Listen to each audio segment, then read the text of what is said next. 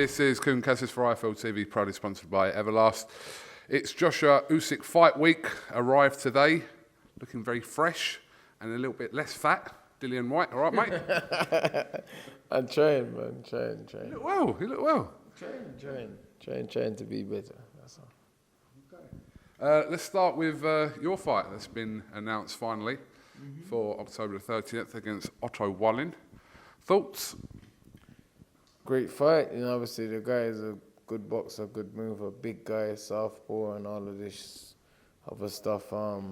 He give Tyson Fury hell in high waters and gave him a massive cut. You know, I think he got above his station after that fight. He thought that he was some fucking Godzilla or whatever it was. I've seen a few interviews with him saying a few things and so yeah, it's a good fight. It'll be a good fight. Listen, I'm motivated and I'm hyped up and charged up and I'm coming to fight, man. Been a long time since the last two fights. There was just those last two fights was work, man. Like it was like, okay, fight as a Povetkin, great guy, good fighter, world champion, Olympic gold medalist, very experienced, good guy, strong guy, tough guy, technically good. And oh yeah, it's a challenge, good. That's all those two fights was. There was, even after the last thing, there was no animosity. It was just, okay, cool. Got caught with a punch, good fight. We go back, we make some tiny adjustment, and I come back and I'll handle business and I'll knock him out. And that's what I came back and did. So there's no real nothing, but Wallin's, you know, it's good. He's talking, he's saying stuff. He's got a little bit of swag about him and all that. So it's good. He said that he's going to take me to school and stuff. So that should be interesting. I do have to ask, obviously, Eddie Hearn made some very well-publicised comments prior to the Tyson Fury fight about Otto Wallin as an opponent, labelling that fight bad for boxing. But I suppose since that... It was bad for boxing. Where Tyson Fury was in his career, and where I am in my career, so I think Tyson Fury is the lineal heavyweight champion of the world, undisputed this, that, and the other, whatever is the Gypsy King, the greatest fucking thing to fall from God's household or whatever. So yeah, it's different. You know, when you talk yourself up to be that and you act like you're that and you pretend to be that and whatever, then you can't then go fight Zafar Zafari and fucking, you know, let's be real about it, you know. I don't act like that. I'm just a guy trying to get to the top. But is it more of a case of what Wallin has done in that Fury fight than his wins against, obviously, a very good win against Dominic Brazil, then he beat Travis Kaufman. So is it a case of since then he's kind of put himself in a position where this is now a good fight for you? No, it was always a good fight. What was he before Tyson Fury? What, 20-something, you know? You know, he's highly ranked and stuff. He's a big guy, southpaw, very tricky guy. And then Tyson Fury picked him as an easy fight and he gave Tyson Fury hell. You know, Tyson Fury thought, oh, it's an easy fight. I'll pick him. I'll just stay busy and, you know, so yeah. You were being linked with a fight with Chris Arreola for so long. Everyone did think that was going to be the fight. What happened there? Why wasn't that the fight? That would have been a good, fan-friendly fight. Chris Arreola gave Andy Ruiz hell again, knocked him down, wobbled him. You know, it was a good fight. Chris Arreola come to me. I mean, he would have been fighting, would have been slugging it out. But we got to the stage where we agreed the fees and whatever, and then Chris Arreola went missing. I don't think he thought he fancied it at first, then he thought, no, I'm not trying to get beat up. I'm just trying to have a decent fight and run off into retirement. Maybe have an easy fight. You probably fight Luis Ortiz or someone like that, and then just run off and just retire with a win. The response on social media from fans that Wallin is a much better fight than Chris Arreola anyway. Yeah, this is where we went for Wallin, because it came down to, I mean, we was just said, listen, Eddie was like, okay, we have to make a decision. Should I continue to chase this guy or continue to chase that guy? I said, no. Let's make the Wallin fight because of what he done, or he is. It's a challenge for me. It's something different for me. You know, he's fighting a southpaw. He's a big southpaw. He's a good boxer. He seems to have good power as well and stuff like that, you know, and he's saying the right things, showing the right characteristics, you know what I mean, and having the right attitude. He's not just like, oh yeah, I'm just going to go and fight, you know what I mean. He's talking the fight up. He's selling the fight. For once, I don't need to do anything. So I'm good, you know. I just got that motivation and that anger and venom, and I just want to touch him up. Yeah, you heard me right. When you come through this fight on October the 30th, how confident are you that within the next 8 years you'll get a world title shot?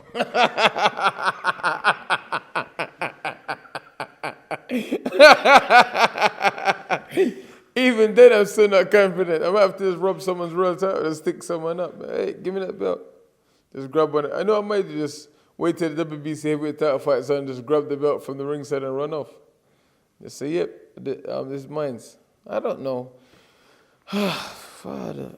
Oh, sorry, I almost swore in Portuguese. Sorry. I don't know, man.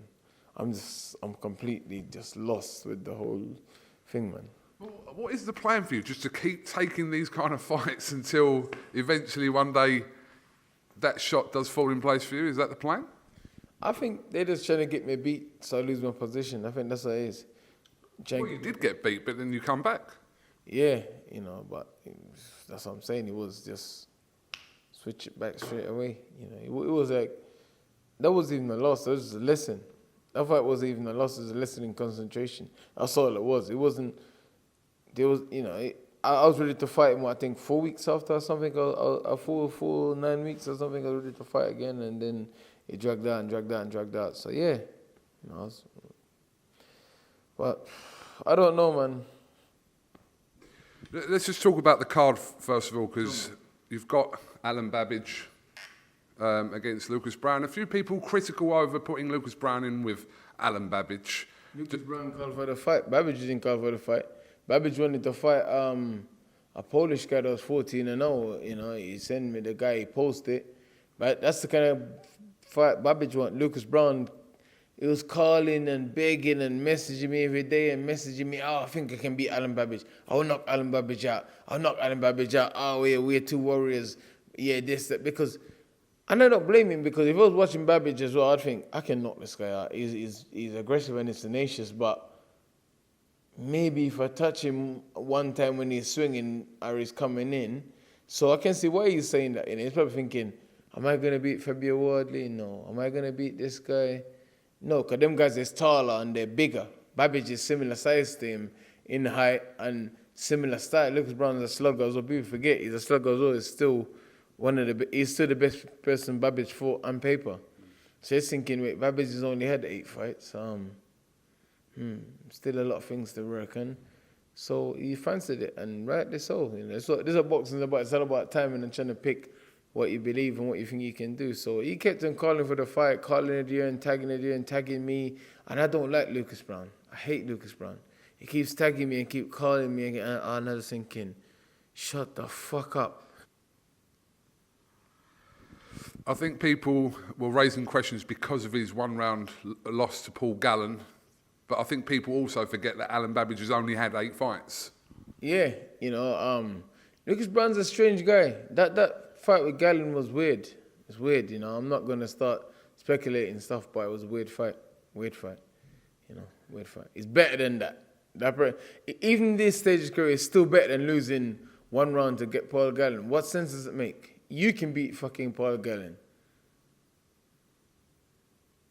Yeah, you could. I believe you could beat him. Why is... No, okay, I'm not going to make comment on that. That's your opinion, yeah. What? So you don't believe you can beat him?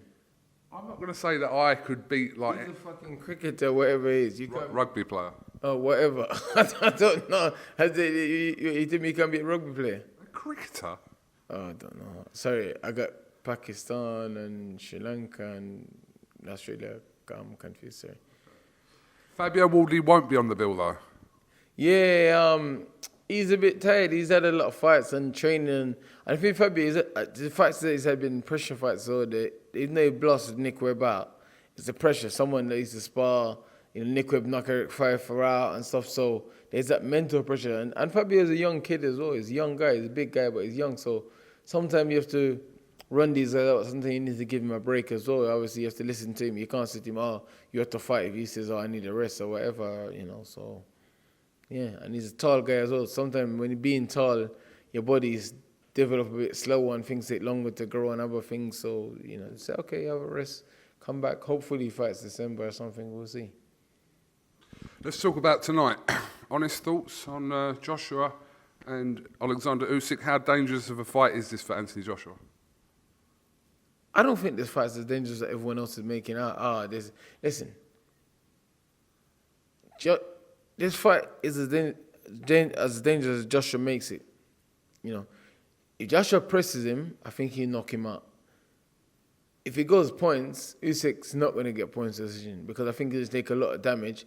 But also, Joshua can be mentally fragile sometimes, so Usyk can get in his head. And Usyk's doing the same sort of thing that Andy Ruiz did, smiling, taking pictures with his belt, and Joshua's been a bit absent, in my opinion. The fight this week has been a bit absent and a bit strange, a bit obsolete. It's been a bit weird. I don't know. Similar sign to when he fought Ruiz, but difference is Ruiz had a lot of weight and a lot of power behind his punches. Usyk doesn't. But who knows, the extra weight that he put on might have increased his punch power. But I just think it's win-win for Joshua to be in his points. I actually pick him to knock Usyk out in the first 6-7 rounds.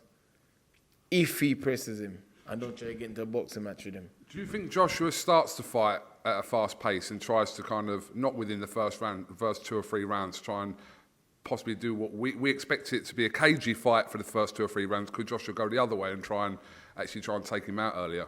Joshua's a funny guy.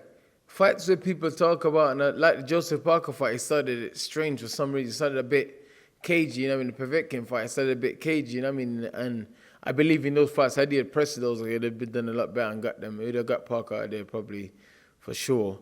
He got Povetkin out of there, but when he was cagey, he got caught with stuff, and then after it's like he thought to himself, what am I doing? Why am I being cagey? And then he come on and he stopped him, But he might do to him what he did to Charles Martin.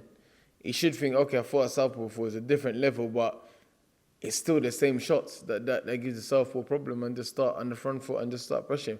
That's what I would advise him to do, but I'm not his coach. I don't know what they're working. There seem to be 4 or 5 coaches in his camp giving him different instructions and working and this and working and that and stuff, so we'll see.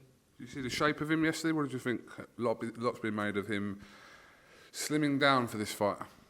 I don't think there's much. Joshua's naturally a slim guy anyway. People forget Joshua's putting all this muscle and this mass in the last 4 or 5 years. It's like Joshua's naturally, he's a tall guy, he's naturally a slim guy. So if he trains and do things naturally and normally, that's his natural weight. He's naturally about a 238, 240 pound guy anyway. All his 250, 255, that's just forced muscle and enhanced muscle, So if you had to just pick an outright winner, yeah. And I want Joshua to win because I don't want him to lose to no one else until he fights me. I want him to win. And it's good for British boxing, and so we don't want the titles going to Ukraine. It'd be harder for me to get hold of them. True. Okay. Why every 7-8 months do you and Tyson Fury have a social media spat? Why? Tyson Fury's a fucking wanker. That's why. He's a proper wanker. Proper old school. But why do you two get into it every 7 or 8 months? Every 7-8 months, and he needs. Could you set up a little bit? Sorry. Posture. He fights every 7-8 months, and he needs to help sell a ticket because Tyson Fury's never been a ticket seller.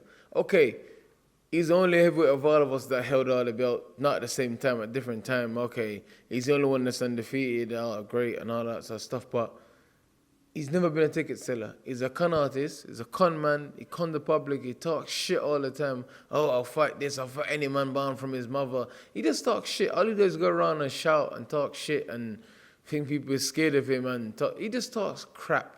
You're not a ticket seller. You've never been a ticket seller. So it's that he needs that commotion. How can you have the 2 fights with Wilder's been good fight and he's still struggling to sell a ticket for the 3rd one? That doesn't make no sense. If I fought Joshua tomorrow, we'll sell the tickets just like that. You know what I mean? He's struggling to. If I fought Wilder tomorrow, tickets like that. If I fought Tyson Fury tomorrow, tickets like that. Tyson Fury is not ticket sellers. He only sell ticket because of other people who fight. And look, Iman Wilder, oh yeah, the fucking bronze cunt or whatever he is, and now I'm the fucking gypsy kid. They just talk shit. They're struggling to sell tickets. So what does he do? Start talking shit about me and Nadia and to sell tickets. Ask him. You need to ask him. You're his friend. You need to ask him and make him be accountable for the shit that he talks and get away with it. You need to start questioning him on some of the stuff that he says. Who wins that fight on October 9th? Oh. October 9th, Fury Wilder 3. Well, I don't know. I don't care. I don't care. As long as the winner fights me next, I don't care. I don't care who wins it. No one cares. You know, if Wilder wins, there's probably a 4th fight. If Tyson Fury wins, he's probably not going to fight me and not going to fight Joshua. He says, my next 5 fights is sorted. He said he's fighting me in December. How can you fight me in December? There's been no offers, there's been no talks, nothing. What fucking God? You just say stuff and it materializes. He's a wanker. Tyson Fury is a proper wanker. You know, he's a proper wanker. This guy just talks shit, man. Tyson Fury talks shit. He just, mate, he just talks rubbish, man. The guy frustrates me, man. I want to slap him in his bald head, man. Just slap him in his bald head and tell him, shut up. What's your thoughts on Chisora's rematch with Joseph Parker?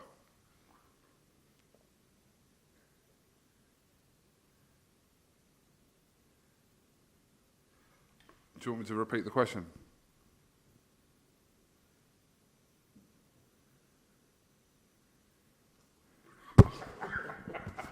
Well, come on. What's your thoughts on Boy's rematch with Parker? Bro, what is the point? It's just 2 bums fighting each other, man. It's 2 bums, just bum fest. Just bum fest, that's all it is. It's bum fest. Bum fest. Parker shouts a lot, says a lot, doesn't do a lot. Chisora is just, he's just being a veteran, innit? He's trying to get as much cheese as he can while the milk's still flowing, that's all. You know, let's be honest. Derek's funny, man. He acts like he's got this great career, and he acts like he's 25 or something. Dude, you're 60. You need to relax. He acts like, I'm gonna beat this guy. I'm gonna sign this. I'm gonna do this. I'm gonna get the world title. That's what he's. These guys are fucking idiots, man. I'm sick and tired of these guys in their division. They're fucking idiots. They all talk shit. All of these fucking guys talk shit. Joshua talk shit, Fury talk shit, Ruiz talk shit, Wilder talk shit. They all talk shit. All they do is talk shit.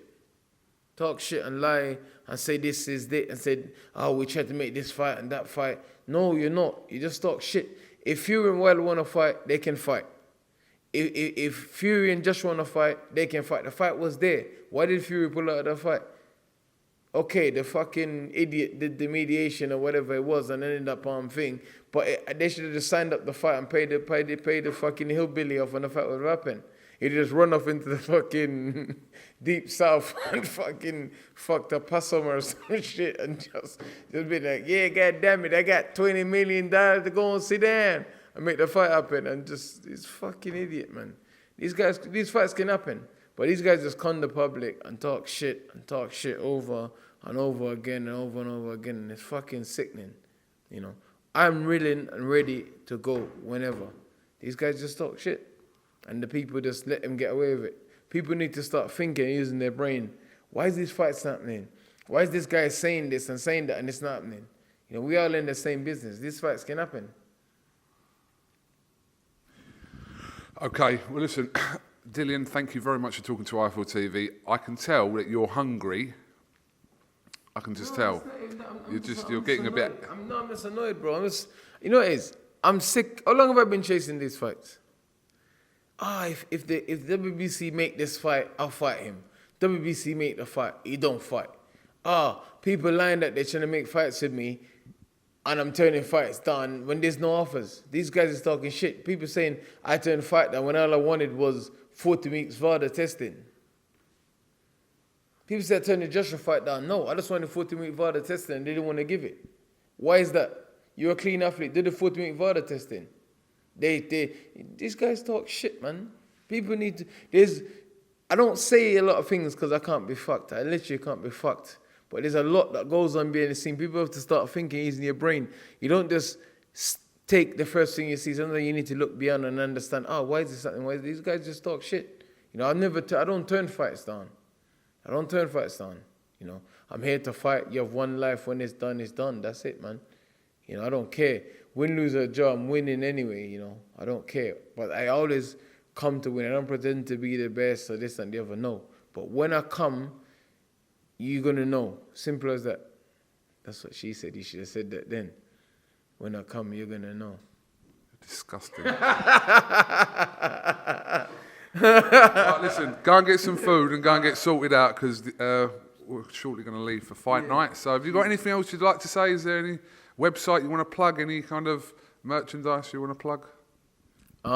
Say thanks IFL TV for the support, and obviously go check out Val Nutrition, one of my main sponsors. You know, been supporting me behind the scenes for a long time, looking after my nutrition and stuff. And thanks IFL TV for all the love showing me over the years, and you know, your genuine friend. And what else can I say? Thanks to the fans, the support. Thanks to my team. You know, you guys have been great. Thanks to everyone who's been involved in my career and journey and stuff like that. And Magic, what's in your pocket? What? Magic, what's in your pocket? I don't know, what are you on about? Don't worry, the fans will get it. Okay. And you're dressed relatively normal for you today, yeah. Yeah, this is dumb, man. Bro, I'm a relaxed guy, man. I like to chill and take it easy, man. I'm very relaxed, bro. You know me. I don't pretend to be something I'm not. I don't overly exert myself. I just relax, man. I'm just easy, bro. It's easy. I'm just trying to better myself and my family, man. That's it. That's all I'm trying to do. DILLIAN WHYTE, thank you very much for talking to IFL TV. We'll try and grab a word with you after Joshua's fight with USYK tonight, live on Sky Sports pay-per-view. Thank you very much. Did you have to plug Sky Sports pay-per-view? Are they paying you? No, I didn't have to, but that's how people are going to watch it, so why not? Okay. You best plug my fight. Watch it on, what's your one on? DILLIAN WHYTE TV? Yeah. Let's see. Live on the Sun. Thank you very much, DILLIAN.